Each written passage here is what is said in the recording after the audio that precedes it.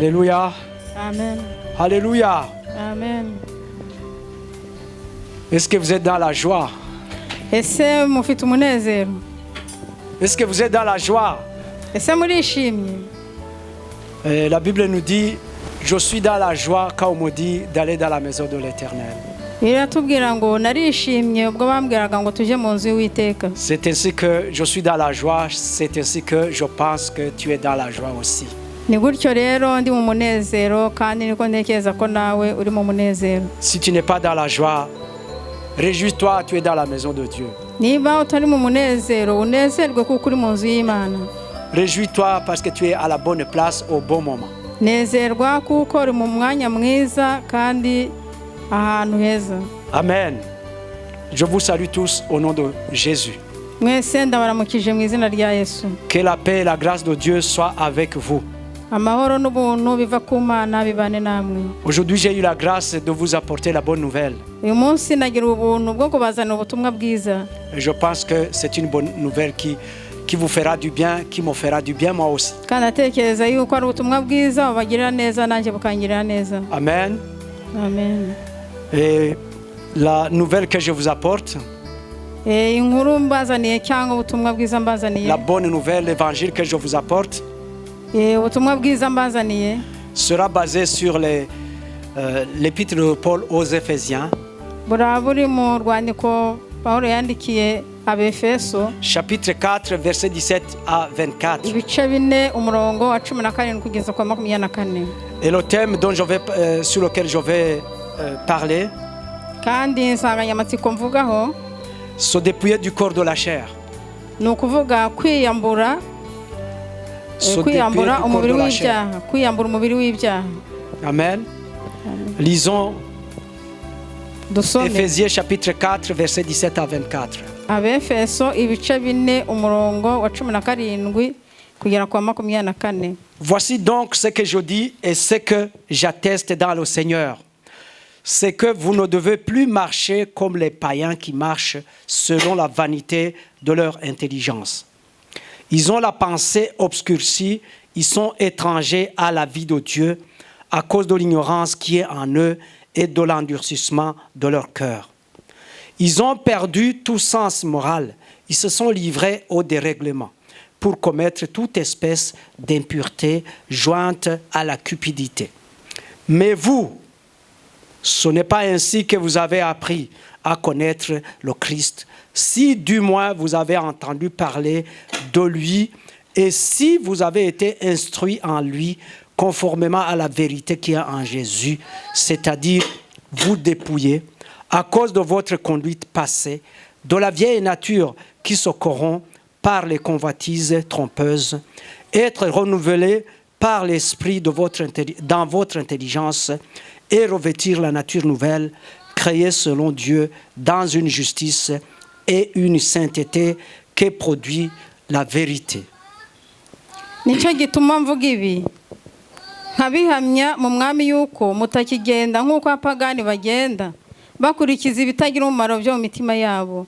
Ubwenge bwabo buri mu mwijima kandi ubujiji buri muri bo no kunangirwa kw'imitima yabo byabatandukanije n'ubugingo buva ku Mana.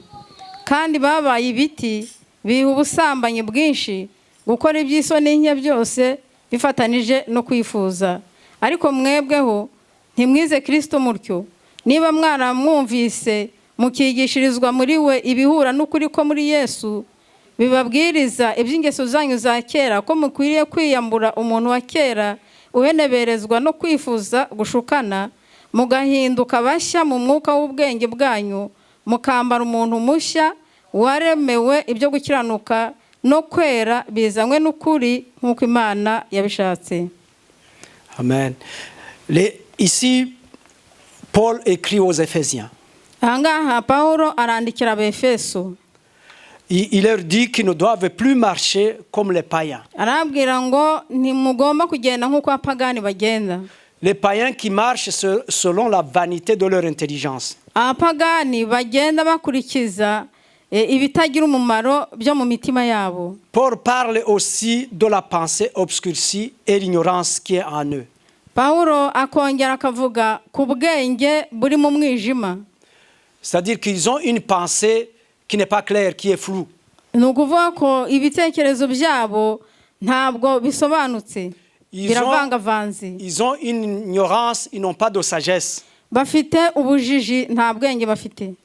Donc, ils ne savent pas où aller, si on pouvait dire comme ça. Ntabwo bazi iyo bajya niba twashobora kubivuga gutyo. C'est pour ces raisons que leurs cœurs sont endurcis et Niyo impurs. mpamvu imitima yabo yinangiye kandi iba mu by'isoni nke.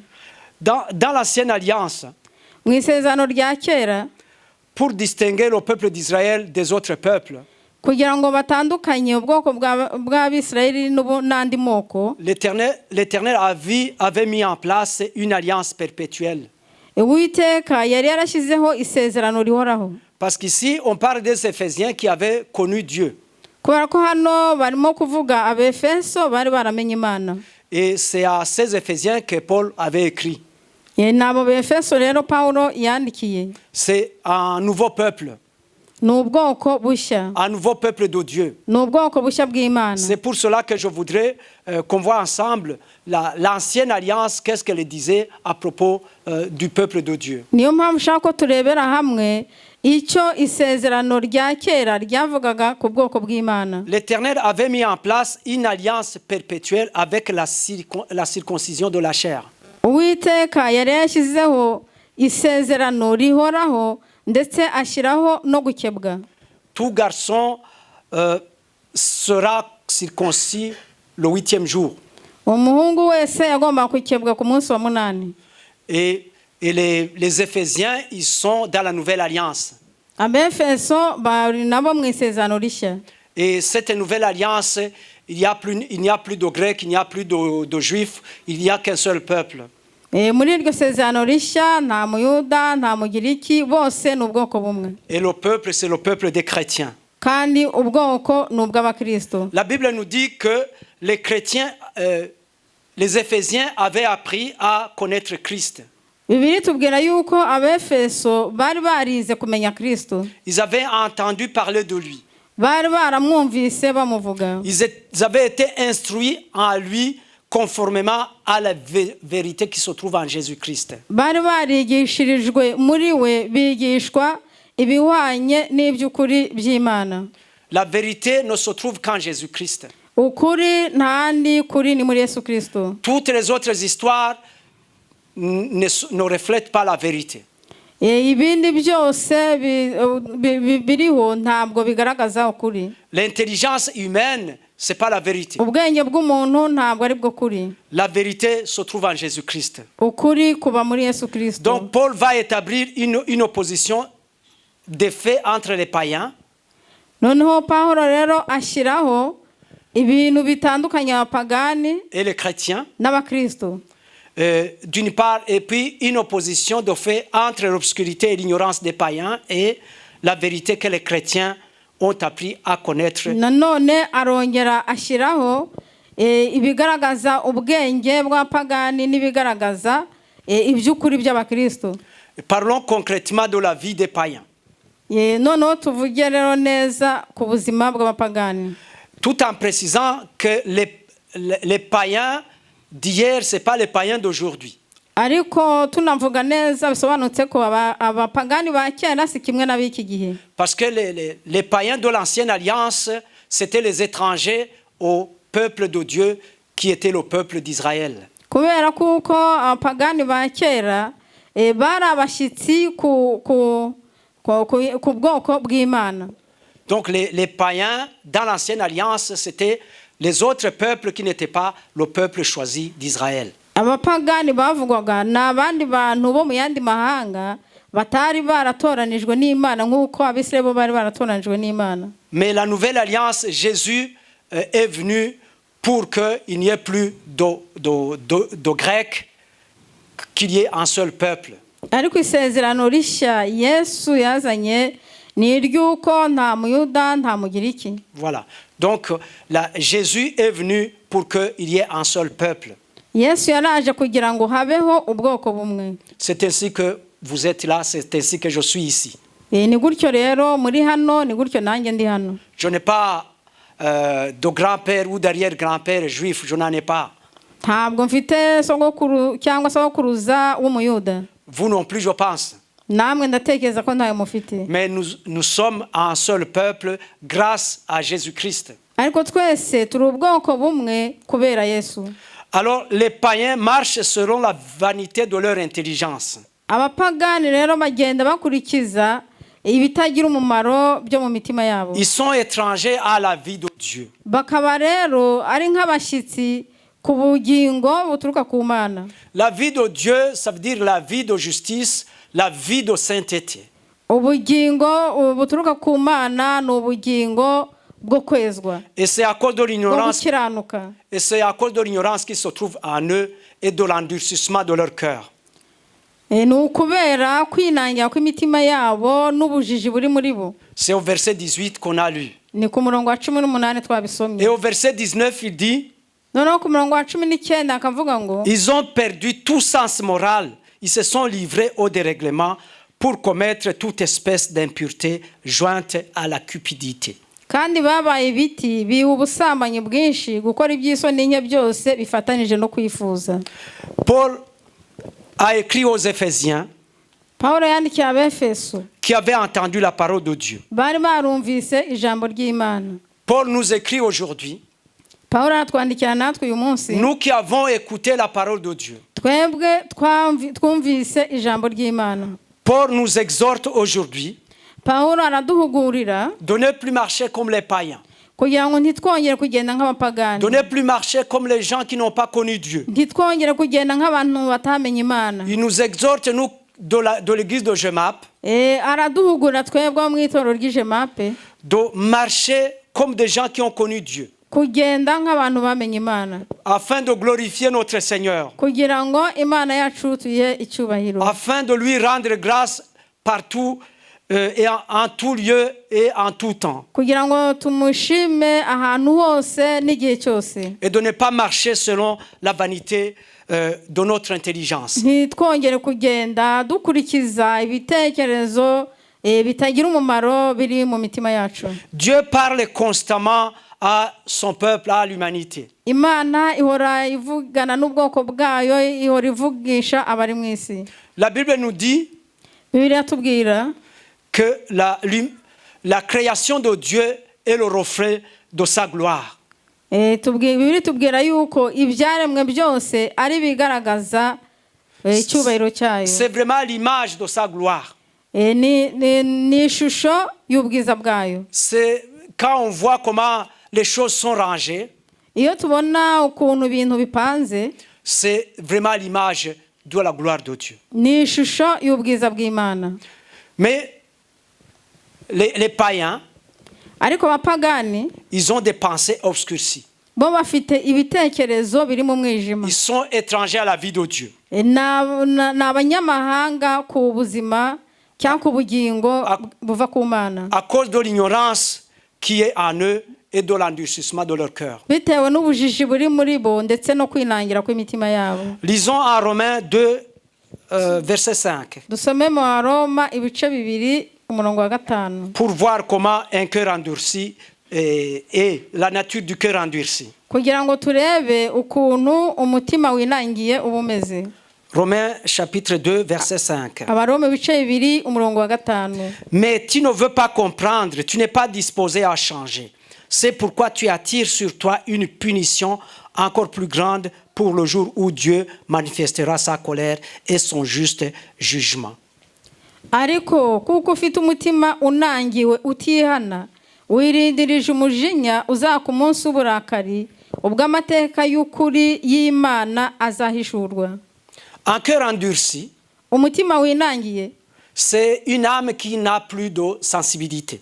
ni umutima utakigira ubumuntu. C'est un cœur qui n'est plus disposé à changer. Ni umutima utagitekereza ko utashaka no guhinduka. Concrètement, quand une voix te parle, Iyo ijwi rikuvugishije, une voix qui te parle, ijwi rikakuvugisha, et toi tu ne veux pas l'écouter. noneho wowe ntushake kuryumva. Quand il te dit laisse ceci, laisse cela, ne fais plus ça, Umutima winangiye iyo wumvise ijwi rikubwira ngo ntukore iki, ukora iki ntukore iki et tu continues à le faire. hanyuma ugakomeza kubikora Tu t'entêtes et tu continues à faire comme si de rien n'était. ukinangira umutima ugakora nk'aho nta cyabaye. Quand un cœur est endurci, Iyo umutima unangiye on n'a plus confiance de ce qu'on voit par rapport à la parole de Dieu. ntabwo uba ukigira icyizere cy'ibyo ubona. Donc, on a plus confiance à ce qu'on voit, à ce qu'on touche, à ce qu'on entend dehors, que on a que la parole de Dieu, ce qui se trouve dans la parole de Dieu. Iyo umuntu afite umutima winangiye we agirira icyizere ibyo abona arebesha amaso ndetse n'ibyo yumva aho kugira ngo agirire Imana icyizere. Un autre exemple, c'est quand vous priez, normalement quand on prie, on s'attend à ce que la prière soit exaucée. Urundi rugero ni nk'igihe usenga ko iyo umuntu asenga bategereje yuko isengesho risubizwa. Quelqu'un qui a un cœur endurci, il est surpris par l'exaucement d'une prière. Noneho umuntu ufite umutima winangiye rero atungurwa n'igisubizo kivuye mu masengesho. Vous savez que Dieu exauce les prières de ceux qui marchent bien et ceux qui sont dans le péché. Murabizi neza ko Imana isubiza amasengesho y'abantu bagenda neza batunganye kuruta abagendera mu byaha. Non, donc Dieu répond aux prières de chacun. Imana isubiza amasengesho ya buri wese. Vous savez que le soleil brille, la pluie, il pleut pour les bons et pour les méchants. Murabizi ko izuba rivira kubeza n'imvura ikagwira kubeza no kubabi. Et Dieu est bon. Kandi Imana ni nziza. Donc quelqu'un qui a un cœur endurci, sa prière est exaucée. Il a même oublié qu'il avait prié pour cela. Umuntu ufite umutima winangiye isengesho rye riranasubizwa akaba yaranibagiwe yuko yigeze anasenga. Encore quelqu'un qui a un cœur endurci, nanone umuntu ufite umutima winangiye il va dans le péché, il oublie même que il pense que même Dieu a oublié son péché. Ajya mu byaha akibwira yuko Imana yibagiwe n'ibyaha bye. Il y a un témoignage d'un jeune homme. Hari ubuhamya bw'umusore umwe. La première fois qu'il est allé dans la fornication, umunsi wa mbere ajya mu busambanyi, il a été tourmenté. Yahagaritse umutima. Après, il a continué. Hanyuma arabikomeza. C'est devenu chaque fois plus facile au point que il a fini par ne plus s'inquiéter du tout. Noneho akajya abikora bimworoheye kugeza ubwo abikoraga kumva nta n'umutima umuca urubanza. C'est ça l'endurcissement du cœur. Uko niko kunangirwa umutima. On ne se rend plus compte du péché que l'on fait. Ntabwo ugitekereza ku cyaha wakoze. Le Saint-Esprit te parle mais tu ne réponds pas. Umwuka wera arakuvugisha ariko wowe ukininira. La réponse au Saint-Esprit c'est de cesser. Kandi gusubiza umwuka wera ni ukureka icyo wakoraga kibi. C'est la même chose d'un alcoolique. Nicyo kimwe n'umusinzi. Il dit je peux m'arrêter quand je veux. Arashobora kuvuga ngo nzahagarika gusinda igihe nzabishakira. Et il va dire laisse-moi encore boire un dernier verre. Cyangwa avuga ngo reka basi mbanze nkweho ikirahure cya nyuma. Donc il ne va pas prendre la décision d'arrêter, mais c'est ça l'endurcissement du cœur. Ntabwo afata icyemezo cyo kubireka uko niko kunangirwa umutima. Le dernier exemple que je voudrais vous donner, urugero rwa nyuma nashaka kubaha, c'est Pharaon. Ni Pharaon. En Égypte, muri Egiputa, quand Moïse demandait que le peuple de Dieu parte d'Égypte, igihe Mose yasabaga yuko ubwoko bwa Israel buva mu Egiputa, il a vu beaucoup de miracles. Yabonye ibitangaza byinshi. Mais son cœur a été endurci. Ariko umutima we wari unangiwe. Comme s'il ne voyait pas les miracles. Ni nk'abitangaza byakorwaga atayibonaga. Voilà l'endurcissement du cœur. Uko niko kunangirwa umutima. C'est ce que je ne souhaite à personne parmi les gens qui ont connu Dieu. Icyo nicyo ntakwifuriza ko kiba mu bantu bamenye Imana. Si tu entends une voix qui te parle, niwumva ijwi rikuganiriza, si j'entends une voix qui parle, nanjye nkumva ijwi ringaniriza, j'y réponds. Ngomba kurisubiza. Réponds-y aussi. Dusubize iryo jwi. Pour que ton cœur ne soit pas endurci. Kugira ngo umutima wawe utanangirwa. Amen. Amen. Alors la vie chrétienne, noneho ubuzima bw'abakristo Ça, c'est à partir du verset 20 qu'on a lu. ni uguhera ku murongo wa 20 aho twasomye. On a commencé par « mais vous ». Twatangiye ngo mwebweho. C'est Paul qui écrit.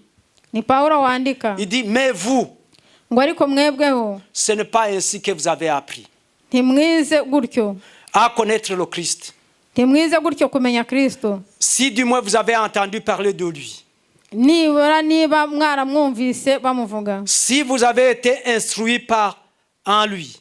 Niba mwarigishirijwe muri we. Conformément à la vérité qui est en Jésus. Ibihura n'ukuri kuri muri Yesu. C'est-à-dire vous dépouiller. Ni ukuvuga kwiyambura. À cause de votre conduite passée. Mukiyambura ibyo mwagenderagamo kera. De la vieille nature qui se corrompt par les convoitises trompeuses. Mukiyambura umuntu wa kera urarikira ibintu bitagira umumaro kandi bishukana. Être renouvelé par l'esprit dans votre intelligence. Mugahinduka bashya mu mwuka w'ubwenge bwanyu. Et revêtir la nature nouvelle, créée selon Dieu dans une justice et une sainteté qui produit la vérité. Mukambara umuntu mushya waremewe ibyo gukiranuka no kwera bizanywe n'ukuri. En Colossiens chapitre 2 verset 11. Mu Bakolosayo ibice 2 umurongo wa 11. Voyons ce que Paul a écrit à propos de la vie chrétienne. Turebe icyo Paulo yanditse ku bijyanye n'ubuzima bw'abakristo. Épître de Paul aux Colossiens chapitre 2 verset 11. Urwandiko rwandikiwe Abakolosayi ibice 2 umurongo wa 11. C'est en lui que vous avez été circoncis d'une circoncision que la main n'a pas faite, mais de la circoncision de Christ qui consiste dans le dépouillement du corps de la chair.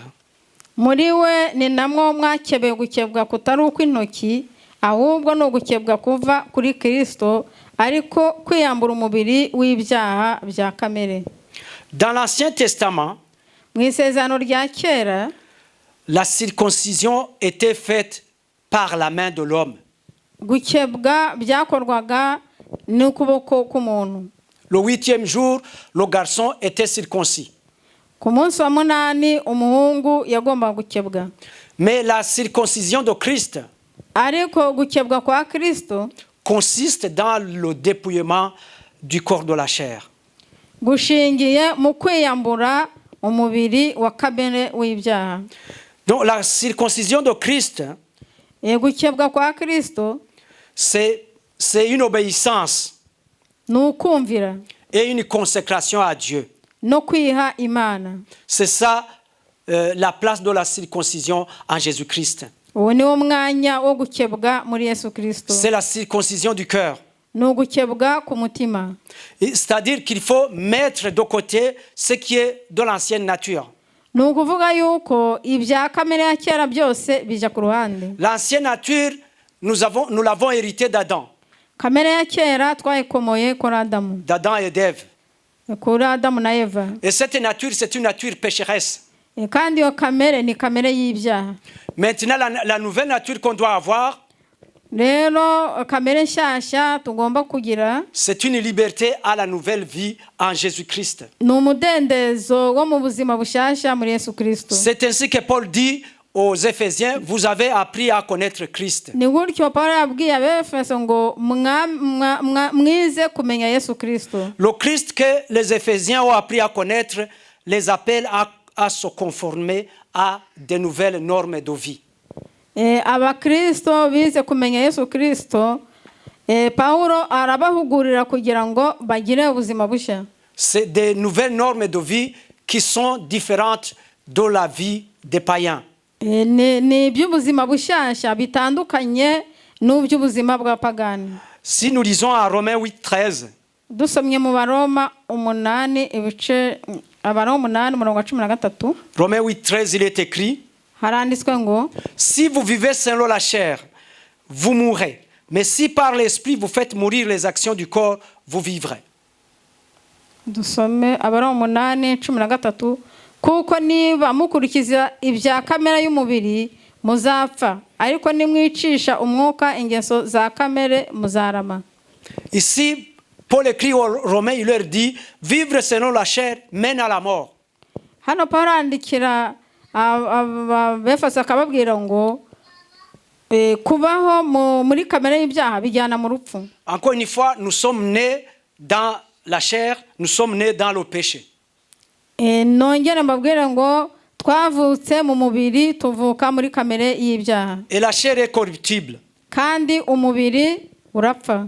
Et celui qui sème par la chair kandi ubibira mu mubiri moissonnera de la chair la corruption. azasarura muri uwo mubiri kubora. Mais celui qui sème pour l'esprit ariko ubibira mu mwuka moissonnera de l'esprit la vie éternelle. mu mwuka azasaruramo ubugingo buhoraho. Ce qui veut dire vivre selon l'esprit mène à la vie. Bishatse kuvuga ngo ubaho mu buryo bw'umwuka azaba mu bugingo. Il y a deux façons de vivre. Hari uburyo buri bwo kubaho. Vivre selon la chair kubaho mu mubiri ou vivre selon l'esprit. cyangwa ukabaho mu buryo bw'umwuka. Vivre selon la chair mène à la mort. Kubaho ukurikiza iby'umubiri bijyana mu rupfu. Vivre selon l'esprit mène à la vie. Ariko kubaho ukurikiza iby'umwuka bijyana mu bugingo. Mais l'esprit vit dans la chair qui est mortelle. Ariko umwuka agatura mu mubiri upfa. Mortel et corruptible à la fois. Umubiri upfa kandi ukabora. L'esprit vivra encore quand la chair aura disparu. Umwuka uzakomeza kubaho mu gihe umubiri uzaba waraboze. Donc cyangwa utakiriho.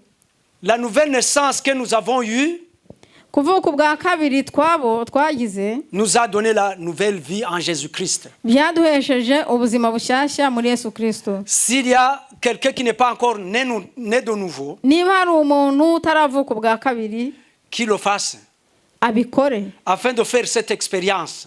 Kugira ngo arebe ibyo bintu. Et pour qu'il puisse vivre selon l'esprit.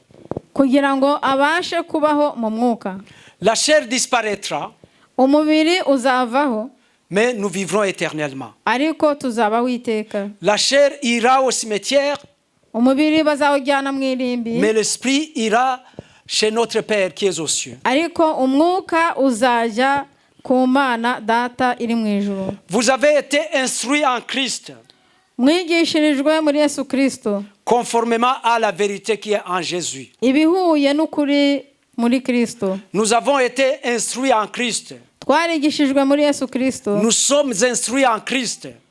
Twarigishijwe muri Yesu Kristo. Conformément à la vérité qui est en Jésus. Kwigishwa ibihuye n'ukuri kuri muri Yesu. Qu'est-ce que nous avons eu comme instruction? Ibyo twigishijwe ni ibiki? L'instruction que nous avons eue, c'est de nous dépouiller. Ibyo twigishijwe ni ukwiyambura. À cause de notre conduite passée. Bitewe n'ingeso zacu za kera. De nous dépouiller de la vieille nature qui se corrompt par les convoitises trompeuses. Twigishwa kwiyambura kamere ya kera y'ibyo twagenderagamo bidushuka. Nous avons été instruits twarigishijwe d'être renouvelés par l'esprit dans notre intelligence. Twigishijwe guhindurwa mu mwuka w'ubwenge. Nous avons été instruits de revêtir la nouvelle nature. Twigishijwe kwambara kamere nshyashya. Créée selon Dieu dans une justice et une sainteté que produit la vérité. Yaremewe kwera no gukiranuka bikurikije ukuri. Nous avons été instruits twarigishijwe de nous dépouiller de la vieille nature comme d'un vêtement sale et souillé. Twigishijwe kwiyambura kamere ya kera nk'umwambaro mubi wanduye. Nous sommes toujours instruits buri gihe turigishwa de revêtir la nouvelle nature créée selon Dieu. Kwambara kamere nshyashya ijyanye n'uko Imana ishaka. Nous devons revêtir cette nouvelle nature tugomba kwambara iyo kamere nshyashya pour porter de nouveaux habits. Kugira ngo twambare imyambaro mishya. Tout à l'heure on a chanté un chant. Mu kanya twaririmbye indirimbo. J'y avais déjà pensé. Nayitekerejeho. Mais la sœur Espérance l'a entonné. Kandi mushiki wacu Espérance yayiteye. C'est le chant qui dit. Ni indirimbo ivuga ngo abazi ubwenge bariko bariyeza. Et les intelligents sont en train de se purifier. Vous comprenez que la sagesse de ceux qui sont sages sont en train de se purifier. Murumva yuko abanyabwenge barimo bariyeza. Ils sont en train de revêtir la nouvelle nature. Barimo bambara kamere nshyashya. Ils sont en train de se revêtir de nouveaux habits de justice. Barimo bambara imyambaro mishya yo gukiranuka. De nouveaux habits de sainteté. Imyambaro mishya yo kwera. De nouveaux habits pour porter des fruits dignes de la repentance. Imyambaro mishya yo gukwera imbuto zikwiriye abihaniye. Des fruits dignes de la nouvelle nature. Imbuto zikwiriye kamere nshyashya. Des fruits de l'esprit. Imbuto z'umwuka. Amen. Amen. Prions alors. Dusenge rero. Prions pour que nous n'ayons pas de cœur endurci. Dusenge kugira ngo tutagira imitima yinangiye. Pour que vraiment nous soyons touchés chaque fois qu'il y a une voix qui nous parle. Kugira ngo niba hari ijwi rituganirije tubashe kuritega amatwi. Pour que chaque fois que nous lisons la parole de Dieu, kugira ngo igihe cyose dusomye ijambo ry'Imana, que nous ayons un cœur sensible. Tugire umutima wo kwakira neza iryo jambo. Pour que chaque fois que nous tombons dans un péché, kugira ngo igihe cyose tuguye mu cyaha, parce que ça peut arriver qu'on tombe dans le péché, ko bishobora kubaho ko twagwa mu cyaha, ça peut nous arriver, ça peut arriver à n'importe qui, bishobora kutugeraho, bishobora no kugera ku wundi uwo ari we wese. mais que nous ayons la force, que le Saint-Esprit nous donne la force de nous relever et de dire non au péché. Umwuka wera aduha imbaraga zo kwanga icyaha. Avoir des cœurs sensibles à la voix de Dieu. Tukagira umutima wakira neza ijwi ry'Imana. Prions également pour être renouvelés. Dusenge kugira ngo tuvugururwe. Prions pour se dépouiller du corps de la chair. Dusenge kugira ngo twambure umubiri wa kamere. Et de nous revêtir de la nouvelle nature de Dieu. Hanyuma twambare kamere nshyashya y'Imana. La nature de justice et de sainteté. Kamere yo gukiranuka no kwera. Et cette nature de sainteté et de justice est produite par la vérité qui est en Jésus-Christ. Kandi iyo kamere nshyashya yo kwera no gukiranuka izanwa na Yesu Kristo. Et la vérité qui est en Jésus-Christ. Izanwa n'ukuri kuri muri Yesu Kristo. Kandi ukuri kuri muri Yesu Kristo. Et la vérité qui est en Jésus-Christ, on la trouve dans la parole de Dieu. Tukubona mu ijambo ry'Imana. Nous sommes invités turatumiwe de venir mercredi, jeudi et vendredi kuza kwa gatatu, kwa kane no kwa gatanu, pour que nous puissions continuer à apprendre. Kugira ngo dukomeze twige. Amen. Amen. Je vais vous demander de vous mettre debout Ndabasanga muhaguruke pour que le pasteur responsable puisse prier pour nous. Kugira pasteur mukuru adusengere. Et que Dieu vous bénisse. Imana ibahe umugisha. Amen. Prions le Seigneur. Dusenge Imana. Père éternel, nous te rendons grâce. Datuhoraho turagushimye. Seigneur, merci pour ton amour. Bana wakoze kubw'urukundo rwawe. Merci car nous étions dans le péché. Urakoze kubera ko twari mu cyaha. Nous n'étions pas un peuple. Ntabwo twari ubwoko. Tu nous as pardonné. Waratubabariye. Et tu nous as fait devenir tes enfants. Hanyuma udindura abana bawe. Seigneur, aide-nous à ne pas avoir le cœur endurci. Bana udufashe ntitugire imitima yinangiye. Nous refusons la vie de pécheur. Twanze ubuzima Nous refusons le péché dans nos vies. Twanze icyaha mu buzima bwacu. Seigneur, nous voulons être saints. Mana turashaka kubabera. Comme tu es saint. Nkuko nawe uri uwera. Nous voulons nous revêtir d'un corps nouveau, d'un cœur nouveau. Turashaka kwambara imibiri mishya n'imitima mishya. Nous voulons, Seigneur, être des gens qui sont spirituels et non pas les gens qui sont charnels. Turashaka kuba abanyamwuka ntabwo dushaka kuba abanyamubiri. Seigneur, aide-nous. Mana udufashe. Que nous puissions changer. Dushobore guhinduka. Et que nous restons, Seigneur, fidèles à toi. Kandi tukomeze tuba biringirwa. Merci pour ta parole. Urakoze ubw'ijambo ryawe. Bénis ta parole au milieu de nous. ijambo ryawe riha umugisha. Seigneur, bénis ton serviteur qui l'a apporté. uha umugisha umugaragu wawe warizanye. Seigneur, que tu puisses continuer à lui donner de quoi nourrir ton peuple. ukomeze umuhe ibyo azajya agabura ubwoko Bénis, bwawe. Seigneur, l'officiant du jour. uha umugisha uwayoboye. Bénis, Seigneur, les chantres. uha umugisha abaririmbyi. Bénis le service de protocole, le service de sonorisation. abakira abashyitsi n'abakora ku Bénis les byuma. moniteurs et monitrices de uha l'écodine. umugisha abigisha abana bato. Seigneur, nous demandons la bénédiction à toute personne qui est venue dans cette maison de prière. Mana dusabye umugisha ku muntu wese waje muri inzu yo gusengeramo. Seigneur, bénis-les abondamment. ubahe umugisha mwinshi. Seigneur, maintenant que nous allons nous séparer, Mana rero ubwo tugiye gutandukana marche avec ton peuple. ugendane n'ubwoko Dans le bwawe. nom de Jésus. mu izina rya Nous avons Yesu prié. dusenze. Amen. Amen. Allez dans la paix du Seigneur. mugende mu mahoro y'Imana.